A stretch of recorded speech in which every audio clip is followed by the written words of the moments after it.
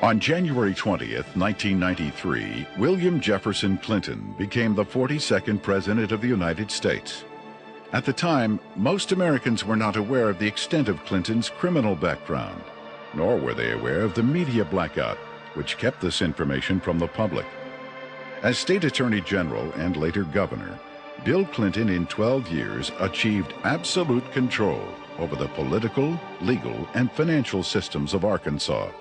As president, he would attempt to do the same with the nation by bringing members of his inner circle with him to Washington. The hijacking of America was underway, and its impact on future generations would be incalculable.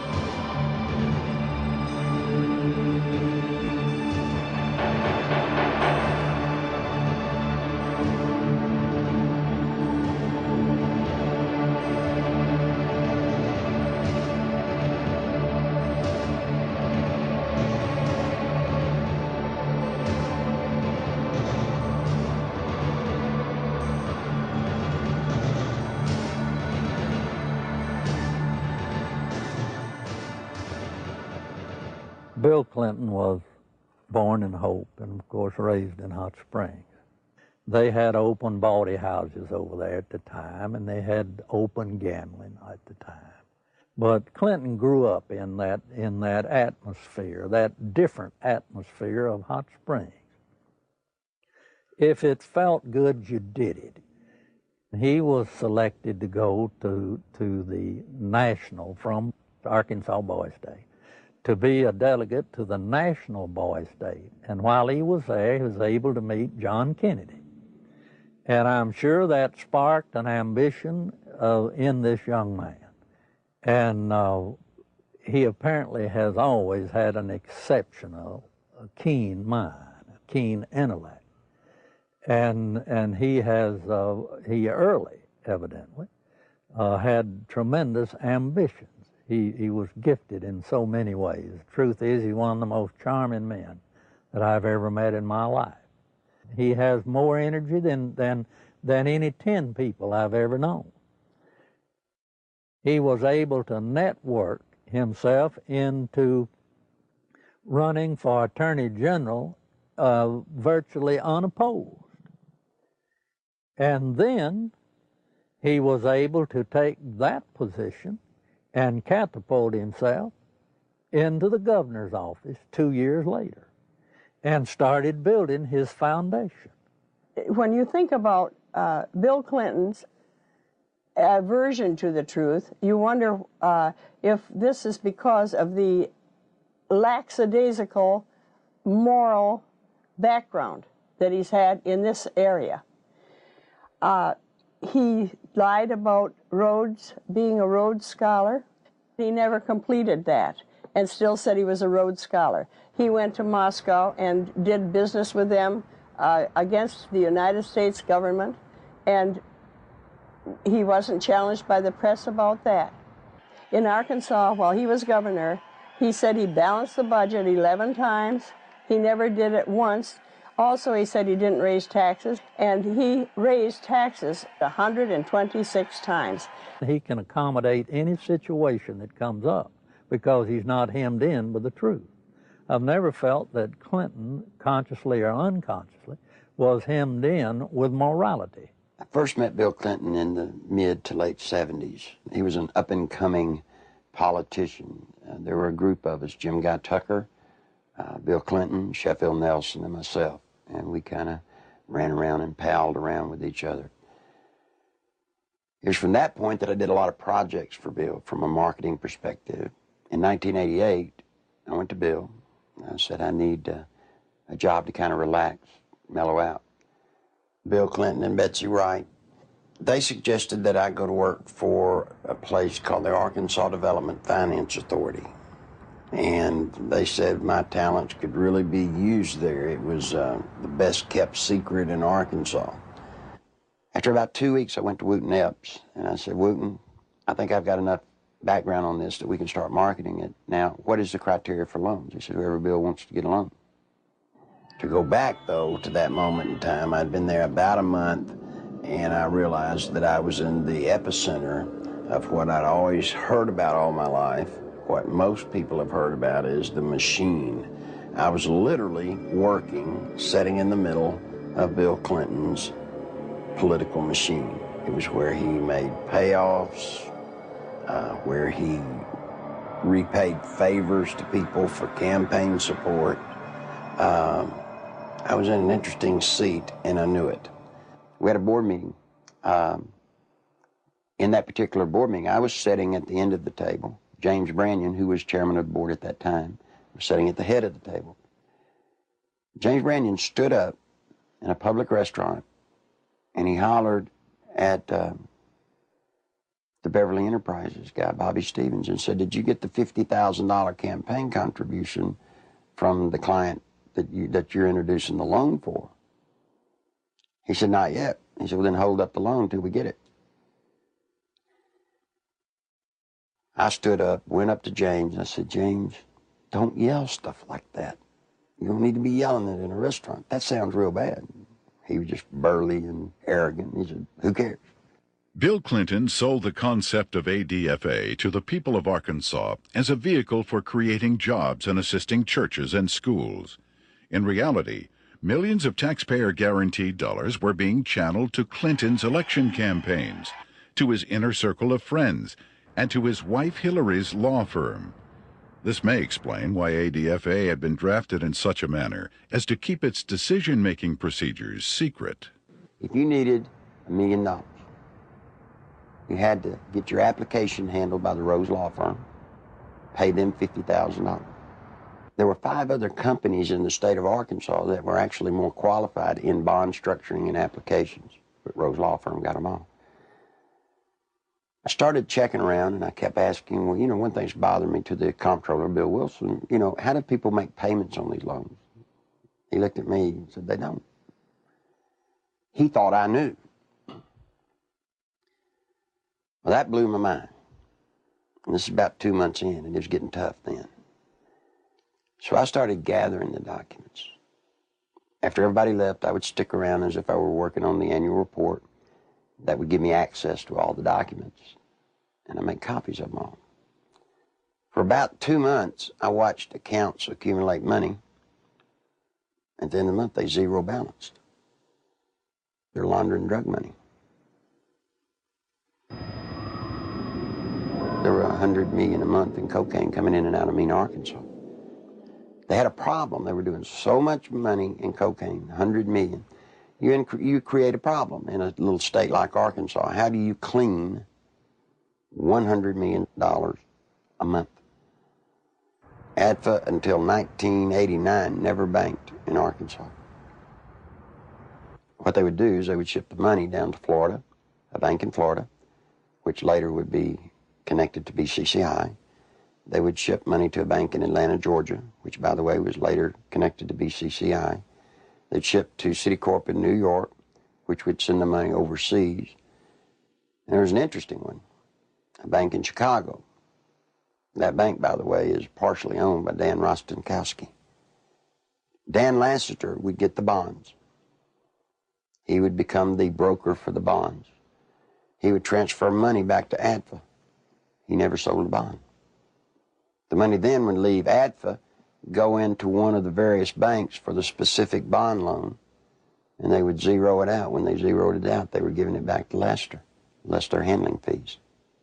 During the Lassiter investigation, we had numerous witnesses for the federal grand jury, had extensive testimony. People that was connected with Lassiter and drug use and everything else. His cocaine use become used as a tool for sexual favors and also for business deals that influence people. And that's when Mr. Lassiter became quite flamboyant with his cocaine use, and then ultimately led to his arrest and conviction. Dan Lassiter, who was the best friend of Bill Clinton, who went to jail with Roger Clinton for cocaine. And by the way, let me explain something. He didn't sell cocaine. No, they were giving it away. Huge piles of cocaine in his office. Ashtray upon ashtray full at the parties, and they would give it to young girls. That's sick. I mean, they were giving a highly addictive drug to young girls. One particular one comes to mind is a 14-year-old cheerleader out of North Little Rock. She was a virgin, and ultimately he ended up sending her to a physician of his. The physician put her on birth control pills. He used cocaine in order to ultimately she lost her virginity, and she got addicted to cocaine. And the last I heard of her, when we had her subpoenaed back to the federal grand jury, she was a hooker in Lake Tahoe. Dan Laster contracted to launder the money. Now, in addition to his contract to launder the money and the system that he and Bill Clinton had set up to do it, probably what he did is he took advantage of some of the cocaine. That's why he could give it away. Shoot, you have $100 million a month in cocaine. They wouldn't care if you took a bucket full a day. After Laster was indicted, I started to receive quite a bit of harassment from my own department, the Arkansas State Police. And I knew the reason behind it because the affiliation with the state police and the governor's office with Dan Laster and his business associates. Mr. Lassiter's cocaine involvement at times was very heavy, then at times he was very cool, calm, mediocre. He was very careful, as all of them have been for quite some time. Once he was convicted, he went to a minimum security prison, a holiday hotel we call them. He spent, I think it was 6 to 8 months, and he got out. Unbeknownst to anybody, Bill Clinton, the day after he got out, granted him a full and complete pardon. So if you think he's tough on crime, think about a man that pardons a man that gives cocaine to kids. Fear of violence is robbing our children of their future. We must take away that fear and give them hope. We must give Alicia and all our children back their childhood. Working together, we can. Do something now. Call 1-800-WE-PREVENT. Your president, the President of the United States, not only was a part of a system that was laundering millions of cocaine dollars, your president signed off on it. He can't deny that he did. You see, because ADFA, there's one little catch. Every loan that ADFA made, Bill Clinton himself had to sign off on it. More than Bill Clinton, you better identify the people in the loop of the drug running. You better identify the people in the loop for money laundering. And what you'll find there is those people go straight to Washington. Act 1062, if you look at it, it says that ADFA was developed and created to provide low-interest bond loans for churches, schools, colleges. So now look what happened to our legislature. They voted on a bill creating ADFA, thinking that they were getting money to colleges and schools to buy books and so forth. What better way to run thousands of, tens of millions of dollars, launder it, clean it up, and use the cover of a state agency to do it. The first loan made at ADFA was made to Parkometer, a company called Parkometer. Seth Ward was the owner. As I started looking, I found out that the Secretary Treasurer was Webb Hubbell. Then I found out Webb Hubbell was Seth Ward's son-in-law. Guess who drafted the legislation creating Act 1062, which created the Arkansas Development Finance Authority? Webb Hubbell.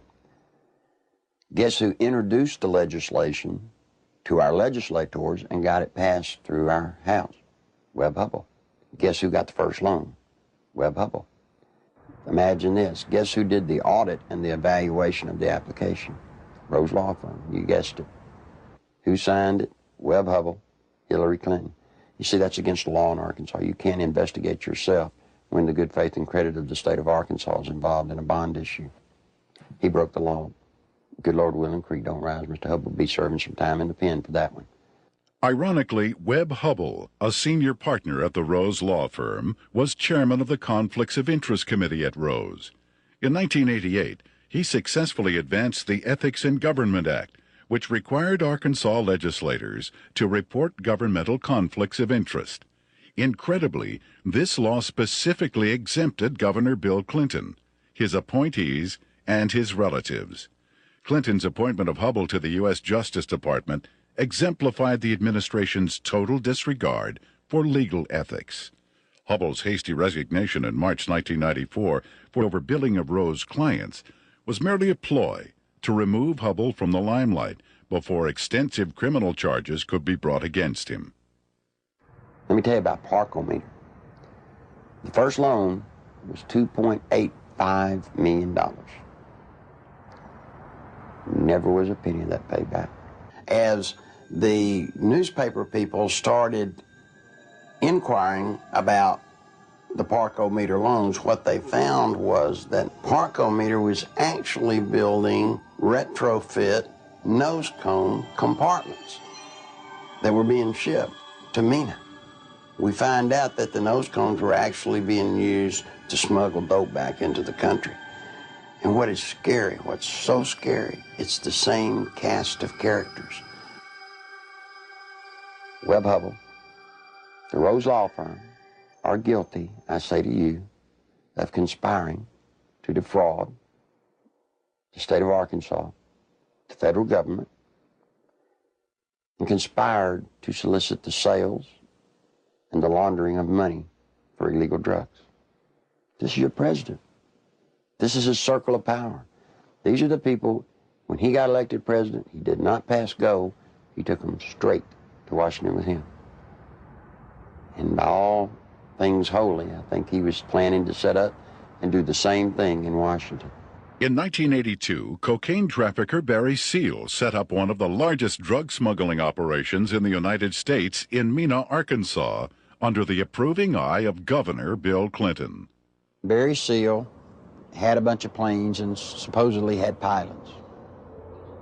Barry Seal was a drug smuggler. Now, he tried to set it up in his home state of Louisiana, but they wouldn't let him. He had to come to a state that had a sleazy governor hooked on cocaine, and everybody knew it. Yeah, Bill Clinton was hooked on cocaine. I lived in Little Rock, Arkansas, okay? And I worked at a club called Le Bistro's, and I met Roger Clinton there, Governor Bill Clinton. So a couple of the state troopers that went with him wherever he went, Roger Clinton had came up to me and he had asked me, could I get him some coke, you know, and asked for my one-hitter, which a one-hitter is a very small silver device, okay, that you stick up into your nose and you just squeeze it and a snort of cocaine will go up in there.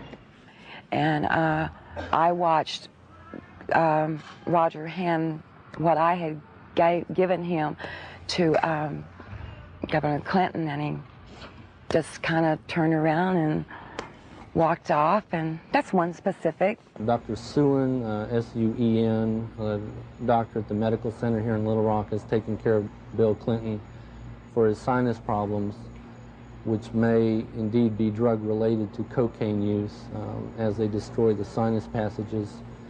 Governor Bill Clinton was taken into the hospital, I believe it was the medical center, on at least one or two occasions for cocaine abuse and overdosage, in which he actually had to be cared for at the hospital. It led to toga parties. And if you're not sure on what a toga party is, I've had to clarify this in the past.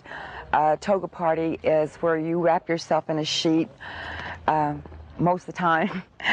The people at the toga parties were Governor Clinton, now President Clinton, Attorney General Steve Clark. Okay, he was there a few times. Members of the Arkansas State Police, you know, along with Roger and, you know, other people. They began to dance around, do the cocaine in one room, have sex in another room, because in the Coachman's Inn, the rooms were adjoining, you know. And to be quite truthful, you end up with somebody in particular, and you 9 times out of 10 end up having sex. And there was cocaine there. I know. I'm the one that made sure it was there. I've talked to the manager, the assistant manager for the apartment complex where Roger Clinton used to live. They've all said Bill Clinton did drugs. They saw him. I've talked to a lot of other people who have all, just like the people at the apartment complex, said, hey, John, get us to a congressional hearing. Yes, we'll sign sworn affidavits. These people want to be sure when they come forward that something's done about it, because they fear for their life, but they really want the truth to get out. I was there, we're coming there with Roger one night, and back in the back part of the mansion there's kind of like a living quarters type thing, and we would all get together out there and do cocaine, you know, and no, Miss Clinton wasn't there at the time. In 1983, I was made aware that Sheriff Hadaway and one of his auxiliary deputies, Terry Capehart, were investigating a smuggling operation going on at the Mena Airport. They had an inside source of information. Mr. Seal, it was our understanding, was the one who had brought the operation into the Mena Airport, and that had initiated the beginning of the money laundering and the illegal activity.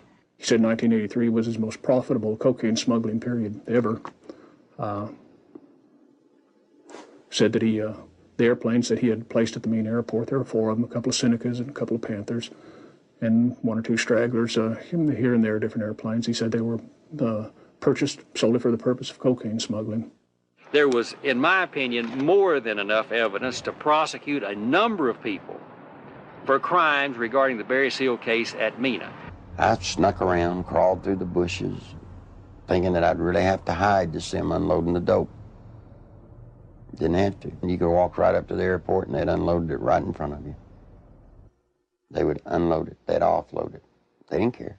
A certain degree of money laundering had taken place among these people that were associated with Barry Seal. What had not been done was to connect the dotted lines to ADFA. Because once you connected the dotted lines to ADFA, you had actually connected the dotted line to Clinton.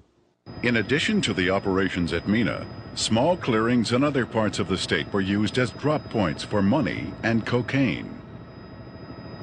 They had special cargo doors installed in the side without FAA permission, so that these doors could be opened in flight. They'd pull in, slide back, and the cocaine could be dropped out of the side in flight.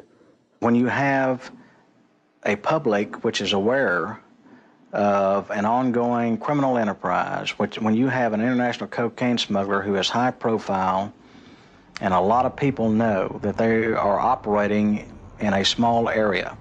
A lot of people knew about the money laundering. It was common gossip on the street because it was so blatant. And they see investigations ongoing for several years. And they keep watching for indictments. They know grand juries are convening. They know that witnesses are supposed to be providing evidence to a grand jury, yet year after year after year, no indictments are returned. People lose confidence in the system.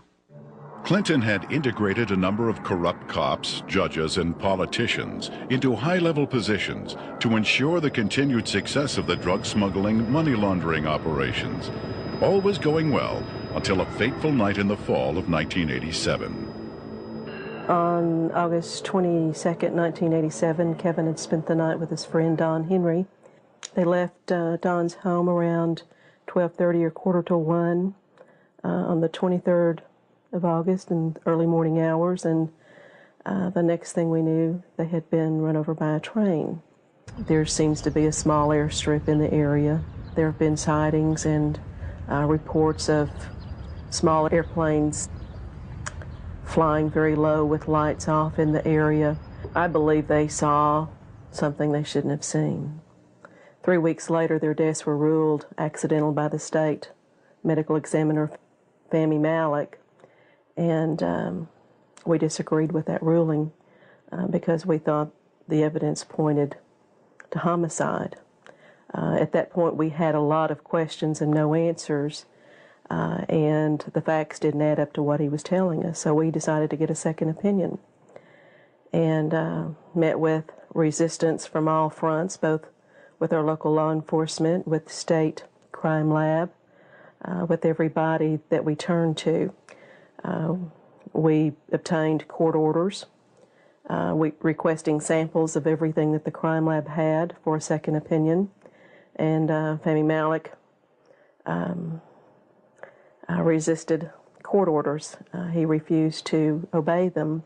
Ultimately, it was proven that Don Henry had been stabbed in the back and Kevin Ives' skull had been crushed prior to the placement of their bodies on the railroad tracks.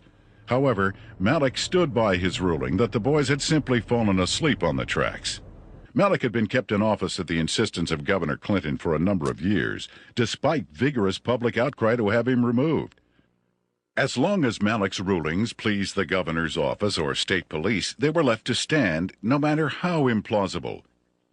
Malek's obvious lack of medical knowledge reached a pinnacle when he ruled that James Milam, who had been decapitated, had died of natural causes. Yet Clinton, who had the power to remove Malek from office, insisted he stay. There were allegations of tampering with evidence in murder cases. There were allegations of perjury in different cases.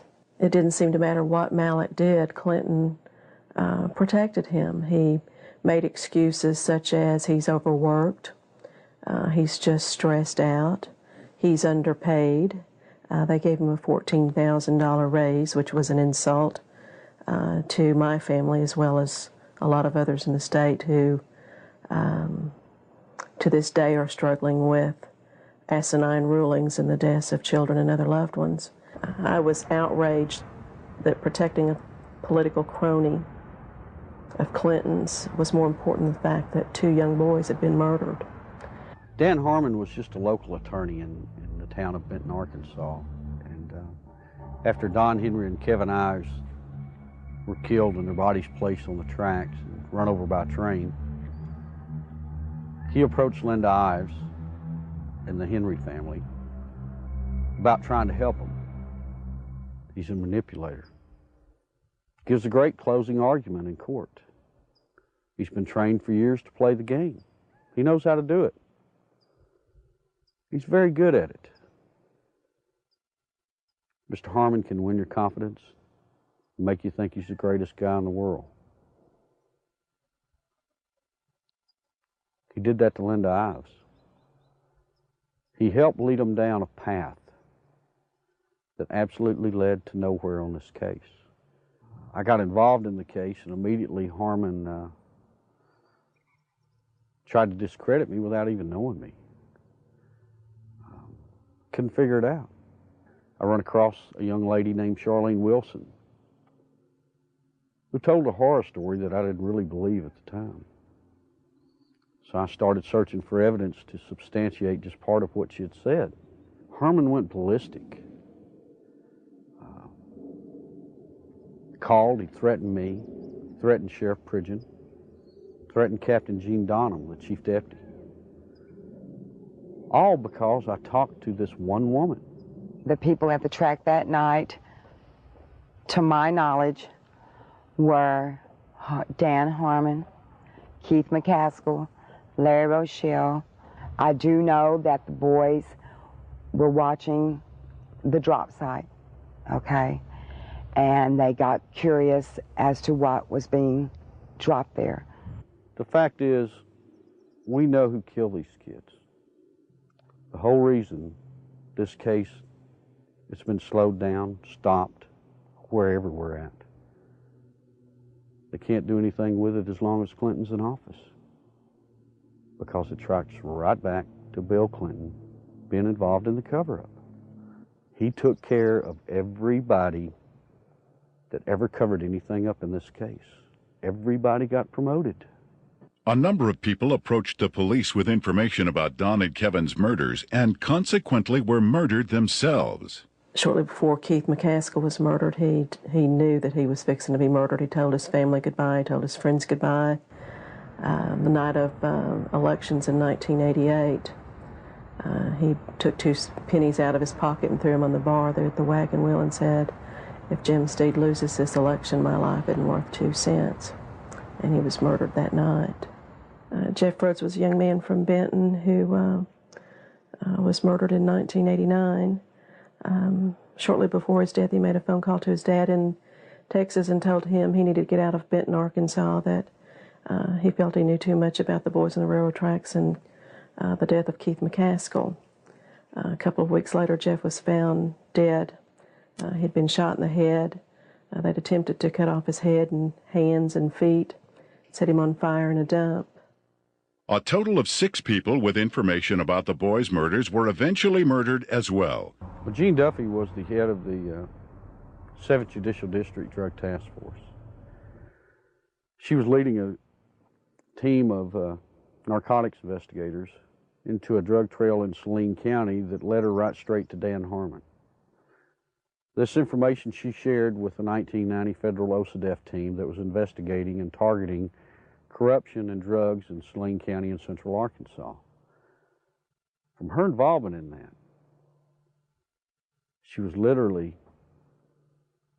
threatened, forced to leave the state of Arkansas and go into hiding. I had no idea just how dangerous certain elected officials thought me to be until a brutal media campaign was launched against me.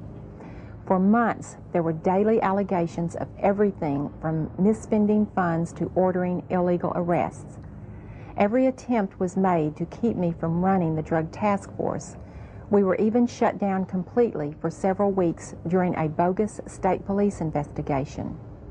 In spite of crippling disruptions, the task force was making significant discoveries about drug trafficking in central Arkansas, some of which led to the very people who were conducting the massive media crusade against me.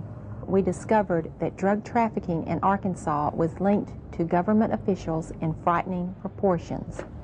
A great number of people came to me with testimony about astonishing criminal activity of very high-level public officials.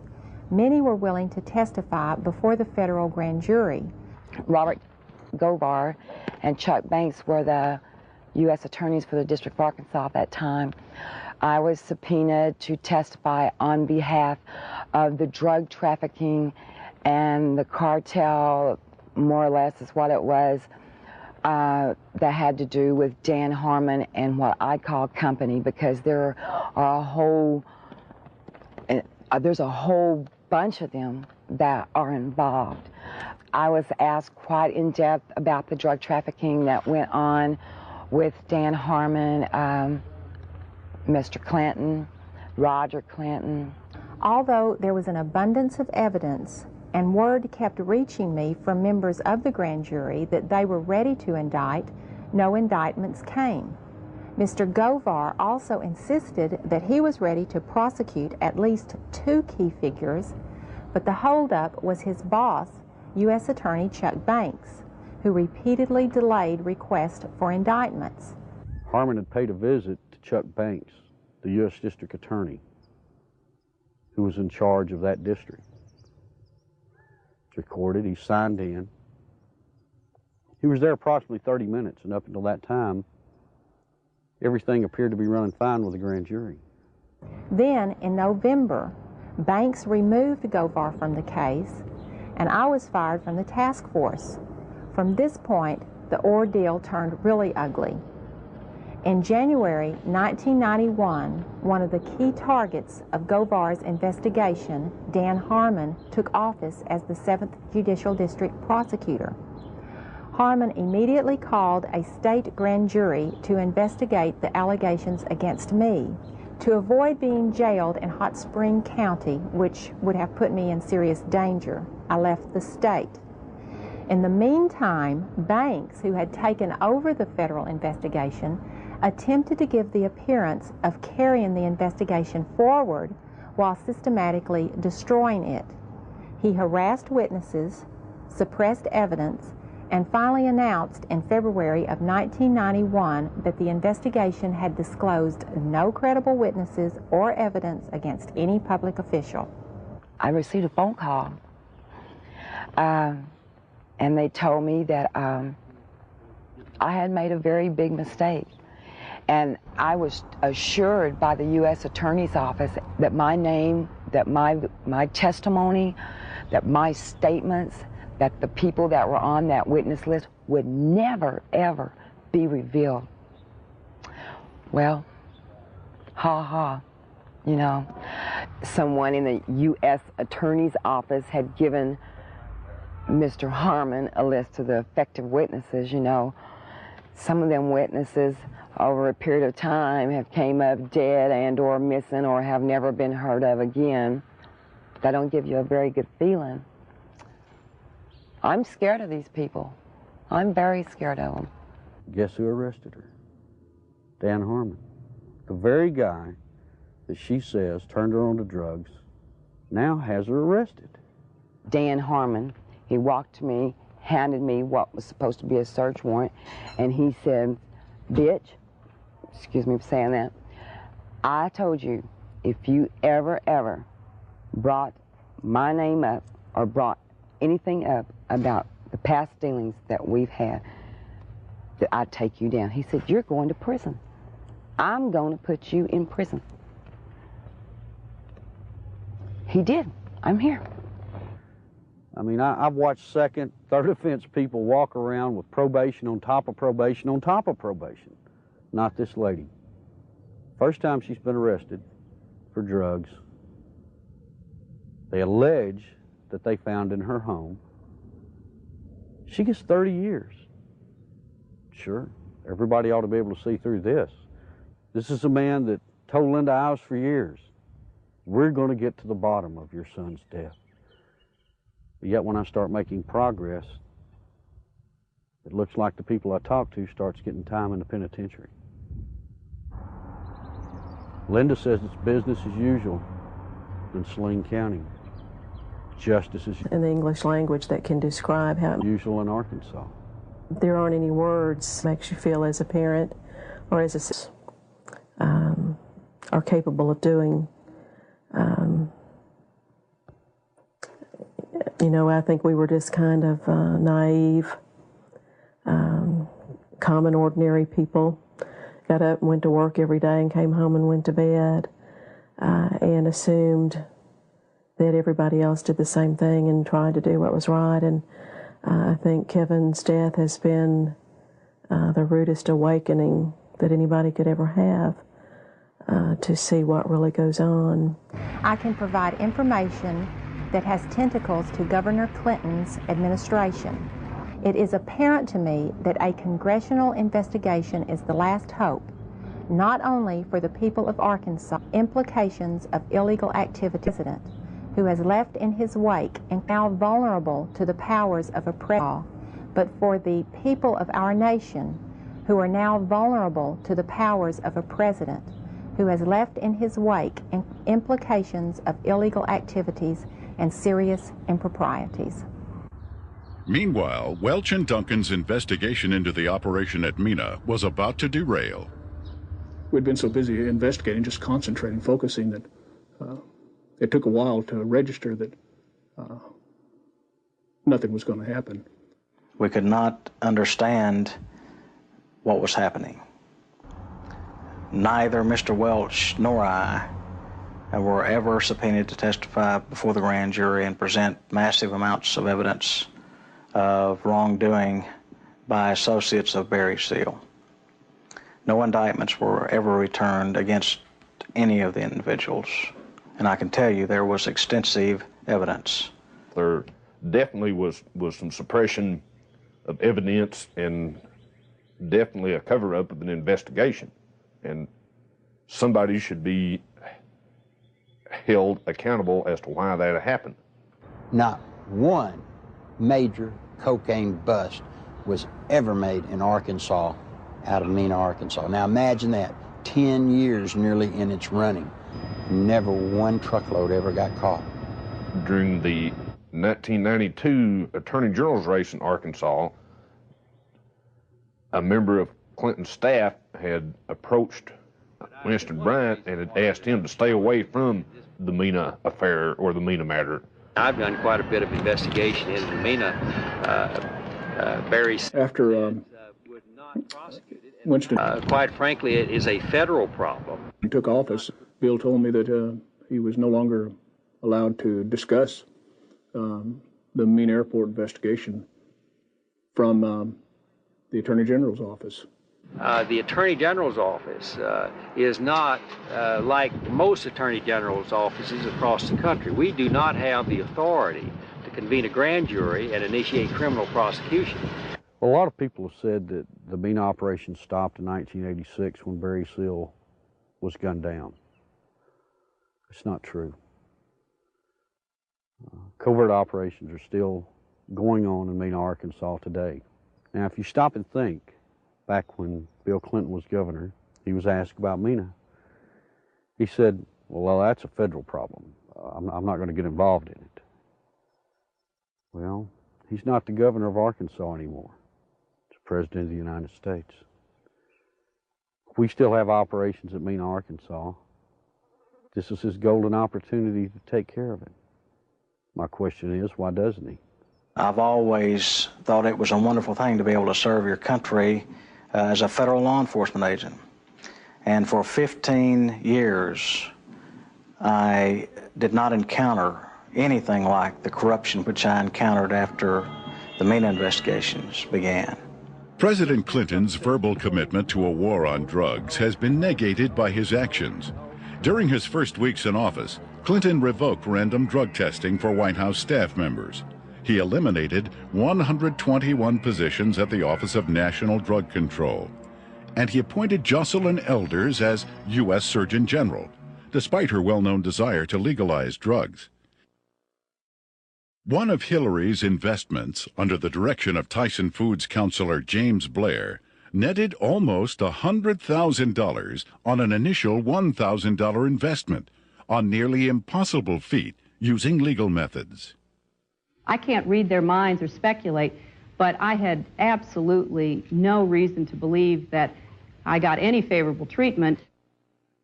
Coincidentally, Governor Clinton enacted a number of state regulations allowing Tyson Foods to grow into the largest industry in Arkansas. Don Tyson put in $600,000-$700,000 all told in all of Bill Clinton's campaign. Guess what he got out of it? He got $10 million. Guess from where? The Arkansas Development Finance Authority. And he never paid a dime for it. I had heard rumors of Don Tyson and his alleged cocaine use and distribution. And I went through the intelligence files and come up with enough that I thought was sufficient amount of evidence to launch an investigation on Mr. Tyson simply out of the Arkansas State Police intelligence files has been accumulated for years. A great deal of criminal investigation files were surfacing with Don Tyson's name mentioned in there as being involved with some drug and narcotics trafficking activities. So I interviewed some of the investigators who worked on the Tyson case. Most of them felt that Tyson should have been indicted, but the investigations were always sabotaged, oftentimes from within. One particular undercover narc agent told me that another criminal investigator in that department named Doug Fogley was furnishing Don Tyson with photographs of the undercover narcotics agents that were working on his case. Donald Smaltz was actually hired to look into the allegations that Tyson had given bribes to different people, specifically to the Secretary of Agriculture, Mike Espy. Now, what came out of that investigation was very remarkable. Drug abuse, drug distribution, money laundering, even murder for hire. Now, Smaltz collected all this stuff. He compiled it, he put it in proper order. Then he approached Janet Reno and said, look, You know, I need to broaden my investigation. I'm finding more here than just simple payoffs. What do you think happened? Well, by now, most of you already know. He was turned down. Just exactly what we expected to happen happened. I mean, Tyson already hired lobbyists, attorneys, who all approached Congress trying to get everybody to stop Smaltz. Why is it in this country today that if you got a little money, you walk away? Why is it you can create the pressure to stop investigations? And I promise you, Janet Reno has stopped this one. You look at these and you wonder, how could this happen? You know, how does someone elude prosecution with reams of investigative reports? How does it get stopped? Some say it's Bill Clinton. Don Tyson was in the middle of the cocaine just like Bill Clinton, just like Dan Lester, just like Roger Clinton, and all the others. So you see, all of this incest and all of this drug running, all of the trafficking of drugs, sending them all over the nation, came out of Little Mena, Arkansas, right under the nose of little Governor Billy Clinton.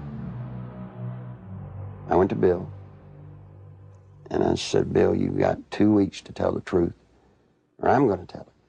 You're breaking the law, and I can't be a part of it. You made a mistake. I'm not one of your buds, or at least I'm not that big a buddy. When Larry Nichols made his disclosures, made them public, the Clinton spin doctors treated him unmercifully. It shocked those of us who had been kept in the dark through the years in Arkansas politics.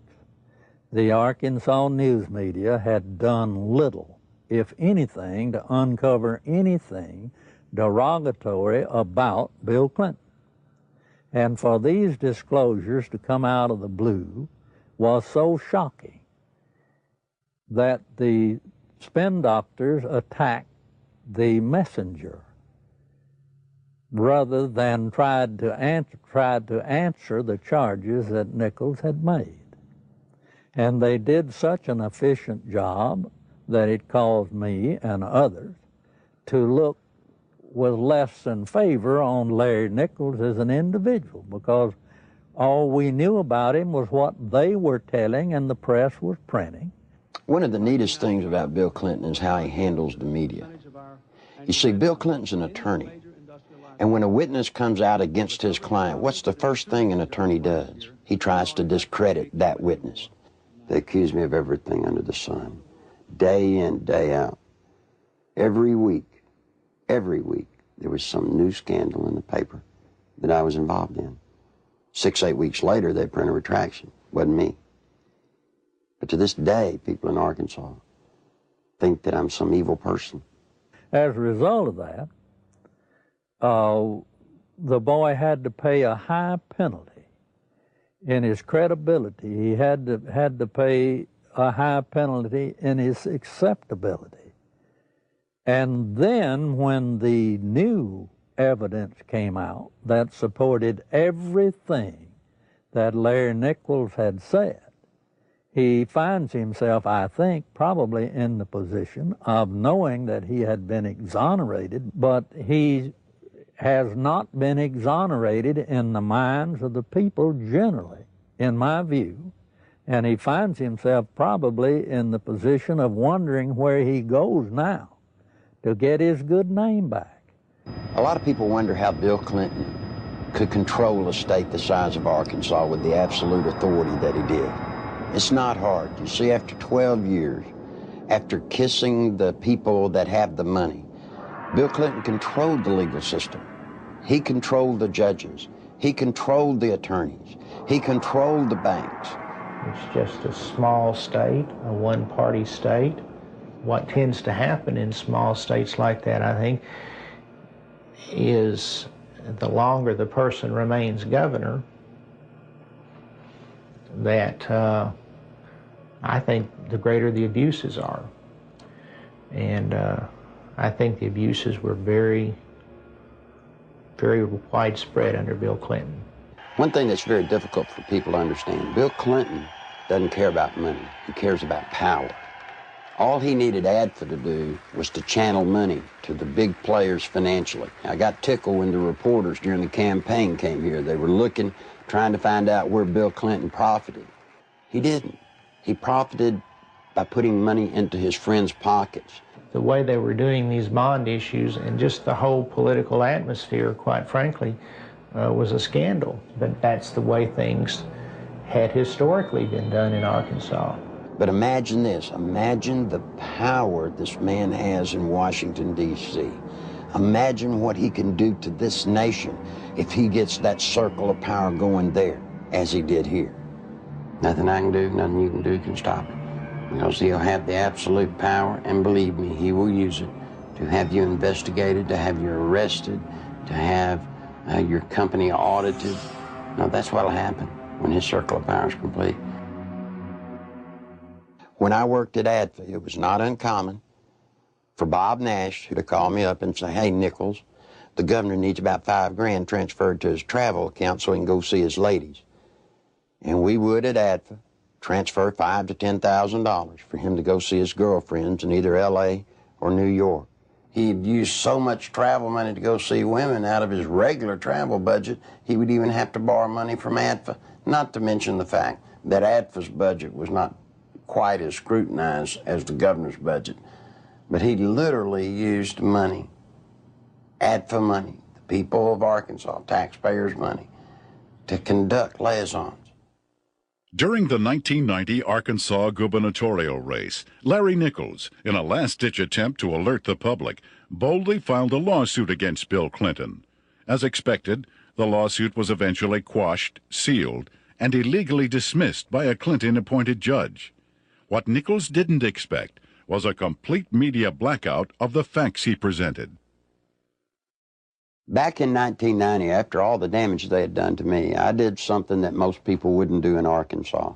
I sued Bill Clinton. Now, it's very important to note that in that lawsuit, I brought out the names of 5 women. On October the 19th, the only press conference I've ever held in my life was on the Capitol steps of Arkansas. Every news organization in Arkansas, newspaper, TV, radio, were there on the steps. I read the names of the 5 women. I read and talked about ADFA. No one had ever made such a cold, callous statement against Bill Clinton where he named the women.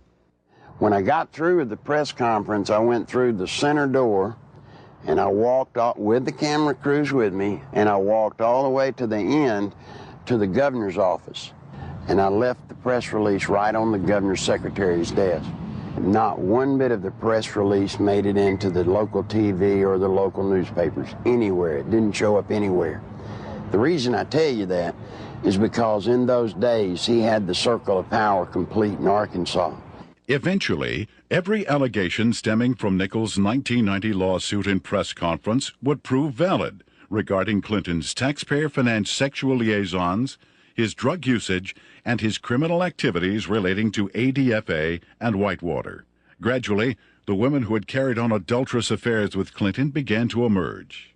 The first was Jennifer Flowers, who, like all those close to Clinton, was faced with a decision. Either keep quiet and receive a government job, or go public and face character assassination in the press. Betsy Wright, Clinton's former chief of staff, admitted she had been hired to conduct media smear campaigns against anyone planning to tell the truth about the governor's sexual habits. She was prepared to go after at least 26 women who had the potential of destroying Clinton's chance at the presidency. During the 1992 presidential campaign, I was getting bludgeoned by the media because Jennifer Flowers had come out of my lawsuit. A man called me on the phone on a Monday. His name was Gary Johnson. He was an attorney. He told me that he felt bad because I was being bludgeoned, and he wanted to talk to me about handling my case. Well, I was craving an attorney, any attorney, to help me.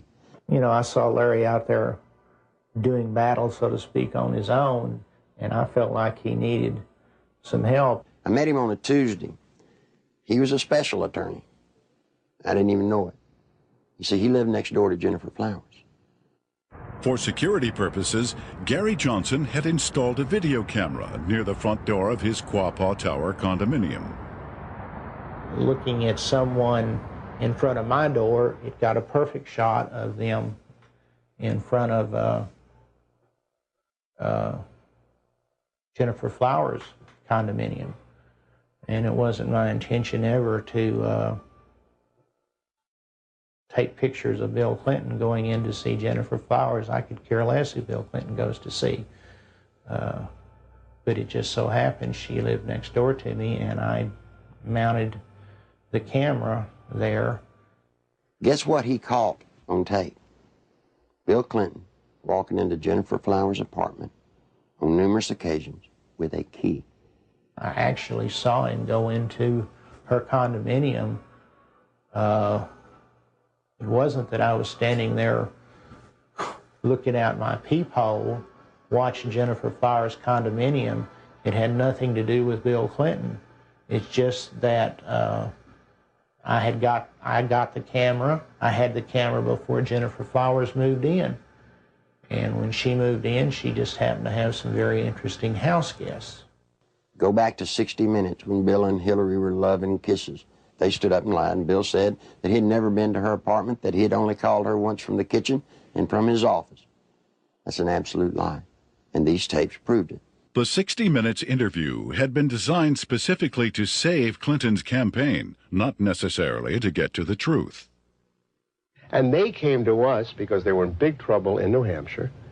They were about to lose right there, and they needed some first aid. They needed some bandaging. What they needed was a paramedic. So they came to us, and we did it, and that's what they wanted to do. When I told Tim Russert that I was persona non grata at the White House, he said, "Why?" I said, "The Jennifer Flowers interview." He said, "You got him the nomination." I said, "I know that." As far as I know from the conversations I've had, Bernie Nussbaum knew that, Gergen knows that, Lloyd Cutler certainly knows it because Lloyd had a hand in his coming on there that night. You know, it was strong medicine, the way I edited it. He was a very sick candidate. He needed very strong medicine. And I'm not in the business of doctoring candidates, but he got up out of a sickbed that night and walked to the nomination. And as I said to Mandy, you know, if I'd edited it your way, you know where you'd be today? You'd still be up in New Hampshire looking for the nomination. He became the candidate that night. When the Jennifer Flowers story broke, that story was 100 times more creditable than the story that literally knocked Gary Hart out of the campaign.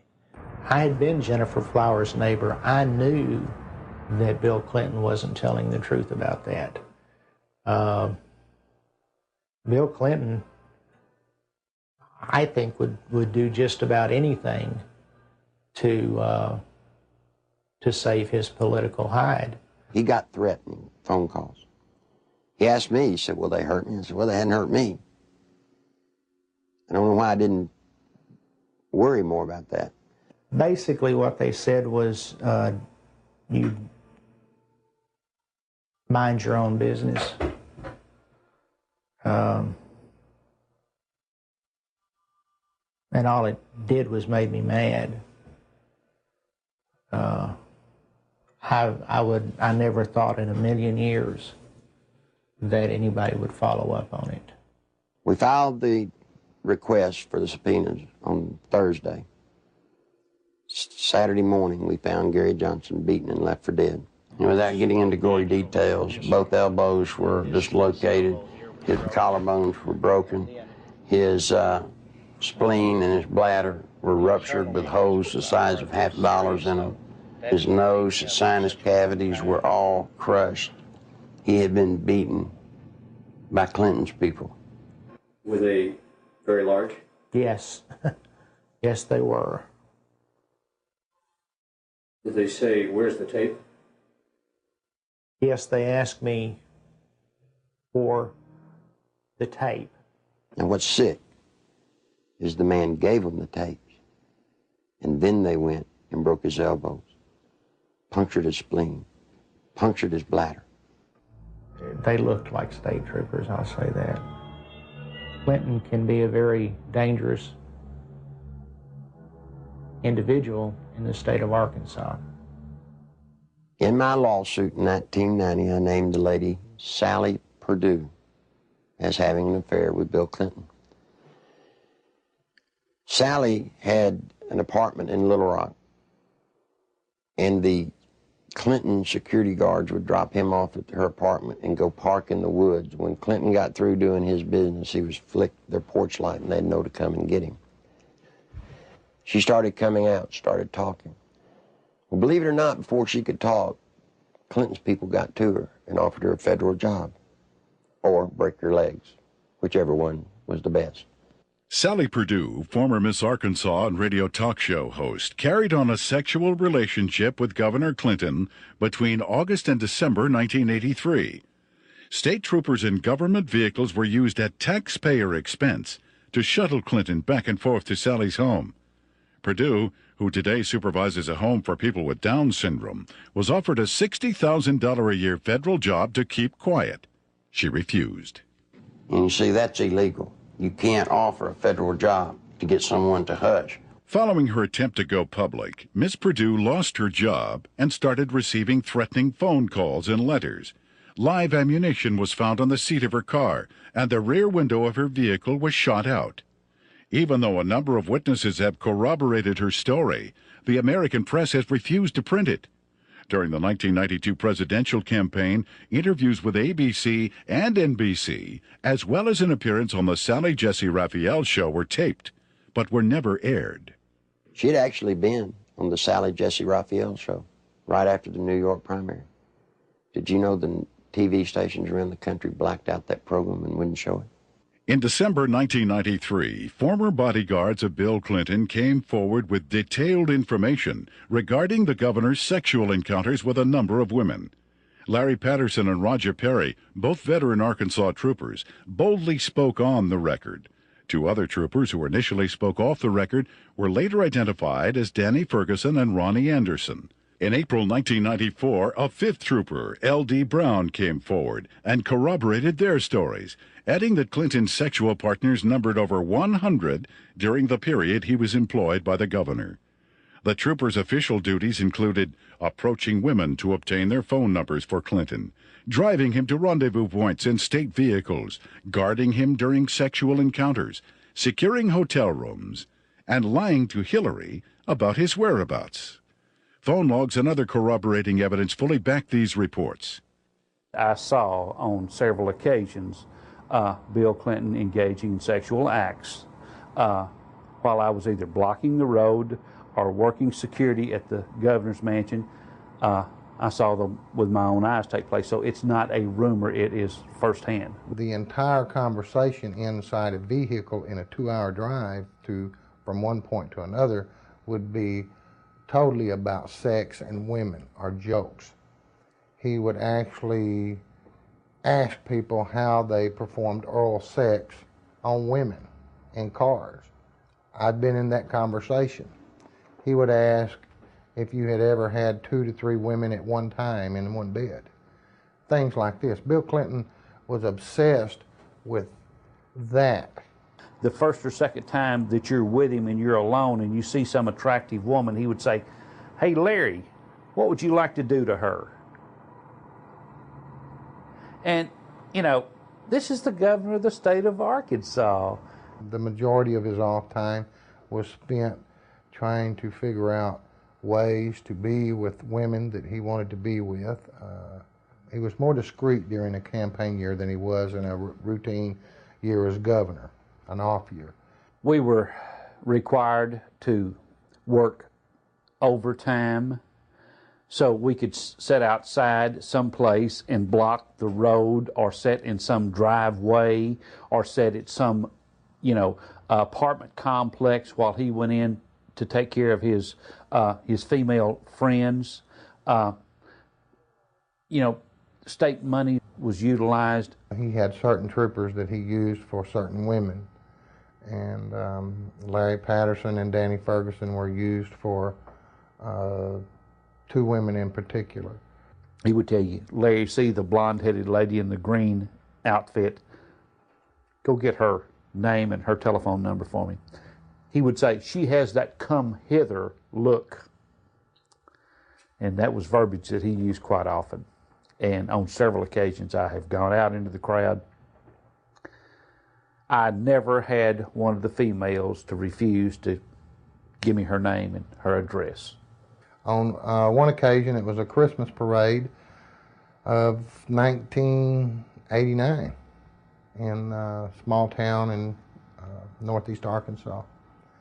And he picked a lady out of the crowd and asked me to find out who she was. He just carried on about how beautiful she was, how good looking she was, how big her breasts were and things like that. And I found out that she was interested in a state job.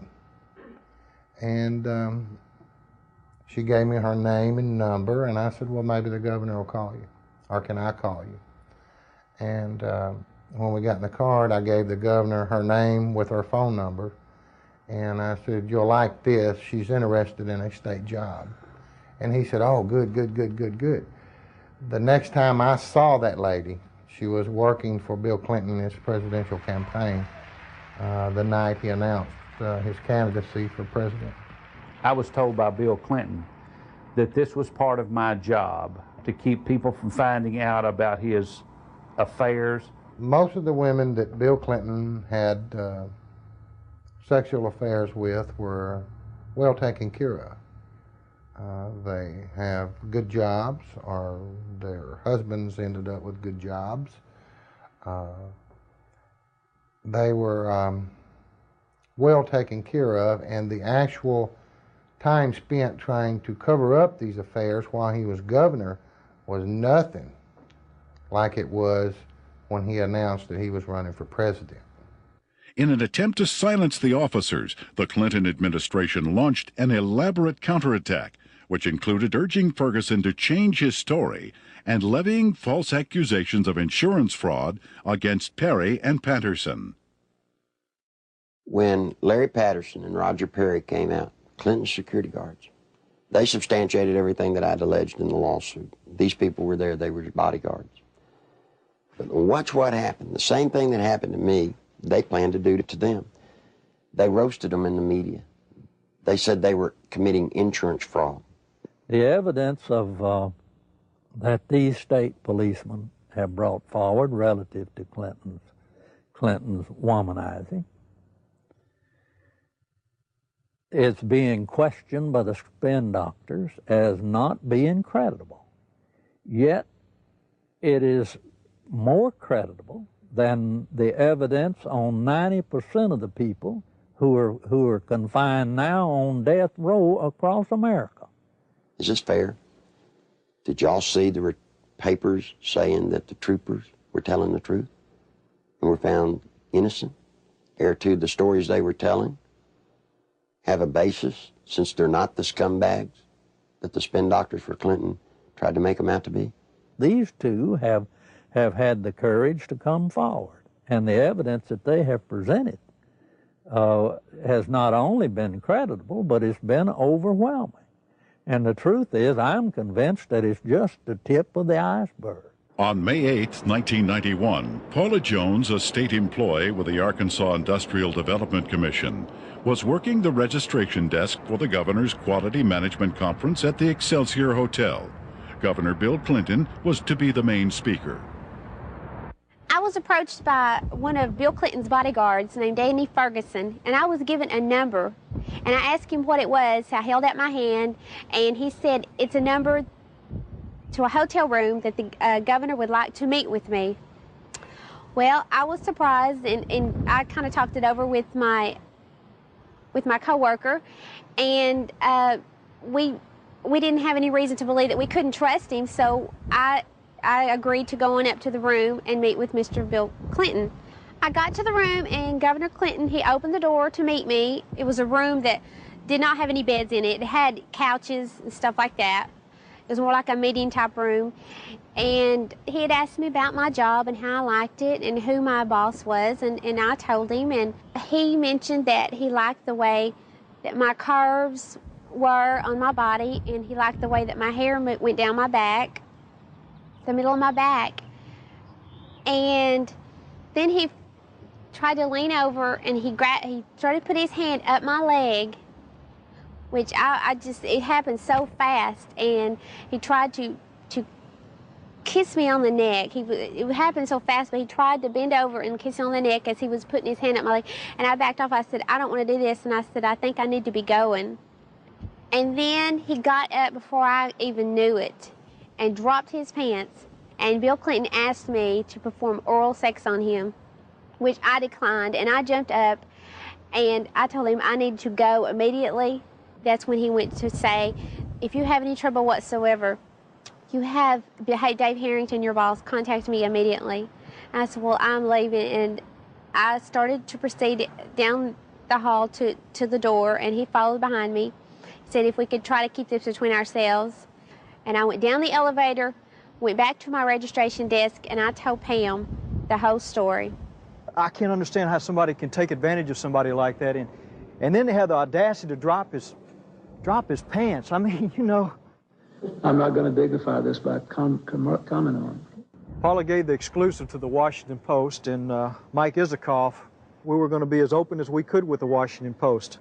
And Mike told Paula that as far as he was concerned, that he believed Paula, and that he thought the story should be told. And Mike said they were ready to put the story out, and they were going to go to the editors and present the story to him. We heard that Mike got suspended from the Washington Post, and there was a big fallout between the editors of the Washington Post and Mike. Paula Jones filed a lawsuit against President Clinton, claiming sexual harassment. The same day, a massive media smear campaign against Paula Jones was launched. Think about a man that has no more regard for women than Bill Clinton does. They're just sex things. I don't understand the feminist movement being behind Bill Clinton. He hangs women on his wall like trophies. A number of women who have had sexual relationships with Bill Clinton have allegedly been given major career boosts in exchange for silence. Beth Colson received a judicial appointment to the Arkansas Court of Appeals from Clinton. Regina Blakely landed a job with CBS National in Washington covering the White House. Likewise, Deborah Mathis secured a lucrative job with the White House Press Corps. Susan Whitaker was made the liaison between the Arkansas State Capitol and the White House. Elizabeth Ward obtained a position with the Clintons' close friends, Hollywood producers Harry Thomason and Linda Bloodworth Thomason. And Joe Jenkins was given a high-level position with AP&L.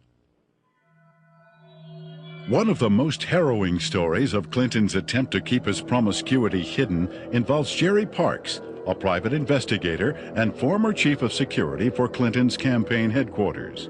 My father was Luther Gerald Parks, a.k.a. Jerry Parks. He was the head of Clinton's security for Clinton's inaugural campaign whenever he was running for president.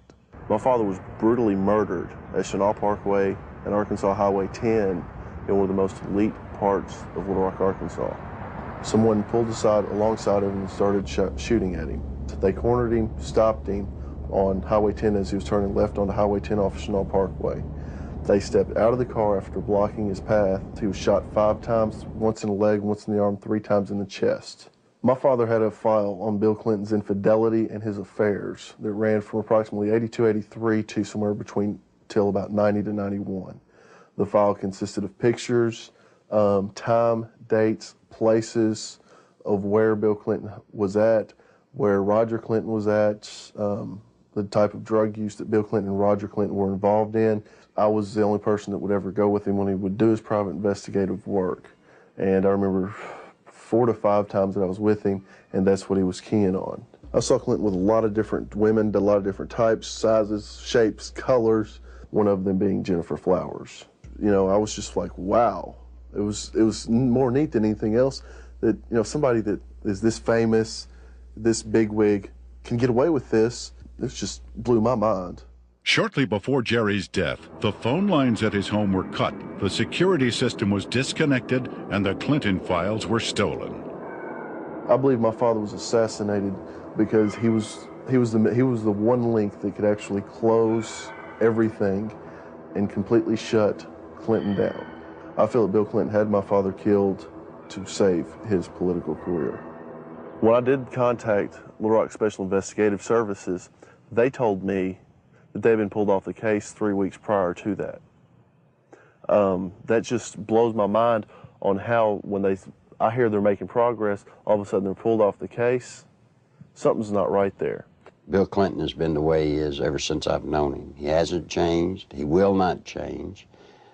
People inside the White House today tell me that he's running sexcapades in and out of the White House like have never been there before. It's a disgrace to America. If we had known his background, the people of Arkansas would have never elected him governor of this state. And I charge the media of this state for not doing their duty and exposing these things that have since become matters of fact. He's a womanizing, dope-smoking, liar, and a draft dodger. I don't remember those being in the Constitution as exactly the model qualities we want in a president.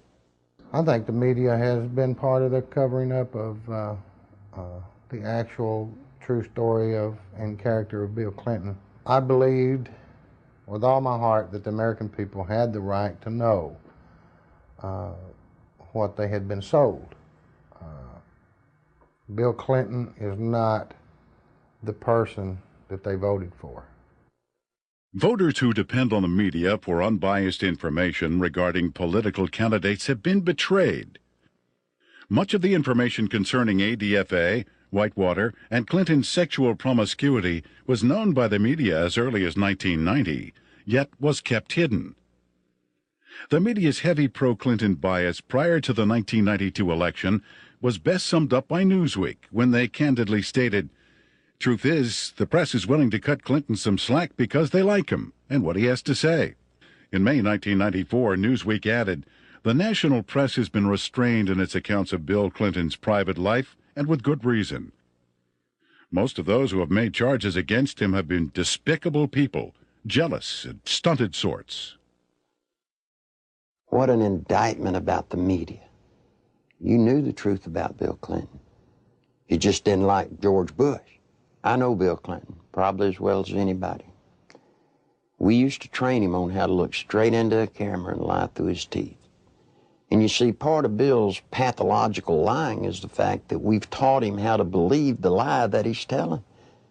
And once he believes the lie, then he can sell it to you as the truth.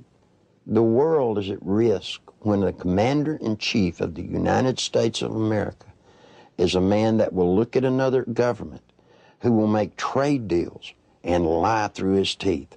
Clinton could get us involved in a hopeless quagmire easily in Europe, in Africa, in North Korea, in any number of places, because not only of his ineptness and his lack of understanding, but his contempt for military things. This goes back at least as far as the 60s in his college days, when he not only attended and participated in anti-American rallies, but organized them. Back in the, and incidentally, those were not anti-war rallies. Those were anti-American rallies. He has no loyalty to this nation. He has no loyalty to its fighting men. He has not enough integrity to have any loyalty to its population. He knows how to say the right things, but he's lied for so long that I really don't think he knows the difference anymore between the lie and the truth. Bill Clinton was dishonest on a daily basis. I mean, there's more dishonesty in his life than there is honesty. I mean, it's maybe being a politician in these days and times, you have to tell one group of people what they want to hear and another group what they want to hear. And if the truth conflicts, then so be it. The media has not been able to ascertain today that there's a human being sitting in the presidential chair of the United States of America that lies with everything he says. They still believe somehow in the office of the presidency. They still believe there's some integrity there. Attempts to keep the criminal activities of Whitewater concealed from the public were largely successful prior to the 1992 election. After that, however, the raging Whitewater rapids could no longer be contained. What the Clintons claimed as a simple money-losing investment was in actuality a series of complex business transactions and cover-ups, ultimately costing the American taxpayer more than $60 million. When this is all over, it's going to be the same story we've been telling for 2 years. We made a bad investment, we lost money, and there's really not much more to add to it. We have enforced higher standards against the ethical conflicts than any previous administration. Whitewater may have begun as a legitimate real estate venture, but it came to be used to skim, directly or indirectly, federally insured deposits from an S&L and a small business investment corporation. When each failed, the United States taxpayer became obligated to pick up the tab. 2, the family of the former governor of Arkansas received value from Whitewater well in excess of resources invested. 3, taxpayer-guaranteed funds were in all likelihood used to benefit the campaign of a former governor. 4, the independence of the United States government's regulatory system has been flagrantly violated in an effort to protect a single American citizen. People should not be able to raise questions and erode people's moral authority in this country. It quickly became obvious that Whitewater would engulf the Clinton administration if ignored. A twofold counterattack was put into action. The first was to win sympathy from the conservative populace, who were among his chief critics. Clinton embarked on a series of appearances, heartily promoting himself as a born-again Christian who supports and practices traditional biblical family values. While the uninformed may have been fooled, those who realized what was happening were outraged at the blatant hypocrisy. This is a place where I have come to seek divine guidance and support and reassurance. You know, after Bill Clinton was in office for 2 days, he signed 5 executive orders, shedding more innocent blood, the blood of innocent babies. Then he went on to try and get homosexuals in the military. He put Jocelyn Elders in, trying to distribute condoms to our kids. Christine Gebbe, his AIDS czarina, promoting all kinds of vileness. This is an affront to heaven. The second phase of the counterattack was to appoint Robert Fisk as special prosecutor to head up the investigation into Whitewater. That same week, the Rose Law Firm began shredding documents. A lady came to me scared to death, wanted to come out and tell the truth. I said, "What's the matter?" She said, "They're shredding documents at the Rose Law Firm." Well, I tried to tell the media. The media said there was no way that could be going on. Well, in came a journalist from a Washington newspaper. He goes over, investigates what I told him. And you know what? The very week he investigated, guess what they were doing? Shredding documents right there at the Rose Law Firm. It had his initials pretty much all over it. Everything from the box to the manila files to I even saw his signature on with the Rose Firm letterhead. You see, all of the Whitewater documents, they're getting rid of. They're getting rid of them as fast as they humanly can. It's the nerve and audacity that those two people, Bill and Hillary Clinton, have to shred documents, to destroy evidence in a federal case. That is why we're here in front of the Rose Law Firm, because of the works of darkness that have gone on. Documents have been shredded here. What else has gone on here? I'm telling you, there are people inside this building that right now they're saying, if they only knew, if they only knew. During that same week, there was also a fire at the Worthen Bank building. Now, this fire was on the 14th floor, and supposedly it was started by a space heater. I want you to look at this footage and tell me if you think it was an accidental fire by a space heater. This is a CPA firm, and the documents that were in this office were important documents relative to Whitewater. If you go back to Arkansas and you look at the Secretary of State's office, anybody that's ever run for office in recorded history, you can find out who their major campaign contributors are since day one, except for one person. Bill Clinton's records at the Secretary of State's office disappeared. You see, they did it then. They'll do it now. All the information pertinent to Whitewater, any notes left by Vince Foster, any personal documents that would lead anywhere to any type of criminal activity, they're just going to be destroyed. Fisk's initial assignment was to quell rumors regarding the alleged suicide of Vince Foster. Foster was a senior partner with Hillary Clinton and Webb Hubbell at the Rose Law Firm prior to his appointment as White House Deputy Counsel. In fact, he was handling the Clintons' personal legal matters while he was in the position of assistant to the president, in violation of a conflict of interest at that time. From the outset, the investigation into the death of Vince Foster has been marred by controversy. At Bill Clinton and Attorney General Janet Reno's insistence, responsibility for the investigation was turned over to the Park Police, even though Foster's death fell within the jurisdiction of the FBI. Not until his death had sufficiently developed into a full-fledged scandal 7 months later would the FBI be allowed in. The results of the FBI's investigation, along with the findings of the Park Police and coroner, were incorporated into a report issued by Special Counsel Robert Fisk. The report, released June 30th, 1994, confirmed suicide as the cause of death. However, a careful examination of key pieces of evidence taken directly from the report itself indicate a number of alarming contradictions inconsistent with the report's own conclusion that Foster took his life. The official coroner's report depicts a large gaping 1-inch exit wound located 3 inches below the crown of Foster's head.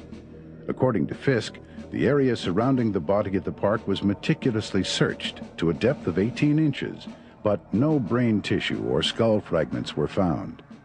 An FBI analysis found none of Foster's fingerprints on the gun, despite the fact the gun was found in Foster's hand. However, the FBI did make one extraordinary discovery. One latent fingerprint was visible on the underside of the right pistol grip, approximately 2 inches from the base of the grip. This print did not belong to Foster. No attempt was made to determine the identity of the person whose print was found on the gun's hand grip. Gunpowder was found on Foster's clothing, which did not match the gun found in his hand. Fisk speculated that gunpowder of a different type was accidentally blown onto Foster's clothing by an exhaust fan in the Park Police laboratory. However, once again, Fisk was not able to support this theory with any evidence. One of the most crucial pieces of crime scene evidence, the fatal bullet, has yet to be found. A thorough FBI search of the area, which even uncovered artifacts dating back to the Civil War, yielded over 70 pieces of metal, including 12 modern-day bullets. Yet, none of them matched the gun found in Foster's hand.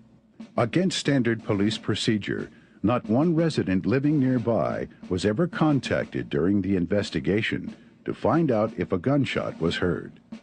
Even though Fisk insists that Foster killed himself, leading forensic experts from around the country now agree it is highly unlikely he pulled the trigger himself.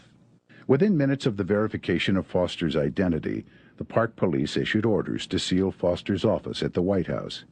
David Watkins, Clinton's administrative assistant, assured the police he would take care of it. He lied. Immediately, high-ranking members of Bill and Hillary's staff began ransacking Foster's office, removing important and possibly incriminating documents. The people entering the office included Bernard Nussbaum, counsel to the president, Patsy Thomason, White House Administration Director and former assistant to cocaine distributor Dan Lassiter, and Margaret Williams, Hillary Clinton's chief of staff. Patsy Thomason was the top aide for Dan Lassiter when he was running his company and doing all the dope. You can only say that she was there taking care of Dan Lassiter's interest in the White House. As mentioned earlier, the Arkansas Development Finance Authority had been laundering its drug money through the Bank of Credit and Commerce International. BCCI collapsed in the early 1990s. Millions of depositors and taxpayers lost billions of dollars, making it the worst banking scandal in history. Heading up BCCI was former Defense Secretary Clark Clifford. The overwhelming criminal charges against Clifford were eventually dismissed by President Clinton. The attorney for Clifford and BCCI was none other than Robert Fisk. Fisk knew that a thorough investigation of Whitewater would eventually lead to ADFA and his former client, BCCI. Fisk also knew he would never be able to complete his investigation since it is illegal to prosecute a former client. Fisk was not selected by the Justice Department to investigate Whitewater at all, but to simply subpoena documents and testimony, making sure they never see the light of day. The investigation of Whitewater is being handled by an independent special counsel whose appointment I supported. Our cooperation with that counsel has been total. Now think just for a moment. If there are papers that prove you did nothing wrong, then why would you destroy them so that they don't come out? Why would you hide behind subpoenas in the cloak of secrecy? No, see, Bill and Hillary Clinton have something to hide. And only through a congressional hearing does this nation have a snowball's chance of that truth coming to the light of day. That's the reason it's so imperative that the Congress of the United States rise to the occasion and meet their responsibilities to hold public hearings relative to this matter during this period of time, or justice will never be done. There are lots of people that come to me that want to tell the truth. They come to me, but they're afraid. They're afraid of losing their jobs. They're afraid of family members or themselves being hurt. Don't be afraid anymore. Bill Clinton doesn't own the world. He doesn't scare me. He shouldn't scare you. I wish all of y'all would do what I've done. Stand up. Stand up for the country. I want my daughter to know that if you stand up and tell the truth, you're okay. Right now, all she sees, if you stand up and tell the truth, you'll be destroyed. If you're a pathological liar, lie through your teeth, every breath, hurt people needlessly, you'll get to be president. You don't want that. I don't want it. If I had anything to say to Bill Clinton, you know what it'd be? It's bound to be a great burden to walk around lying from one thing to another, to never tell the truth. Bill, tell the truth. Come clean. All of you may not get to be president, but the truth will set you free. It'll set all of us free, and it'll save the nation. I've still not been accused of anything wrong because I haven't done anything wrong. And I'm not going to do anything wrong.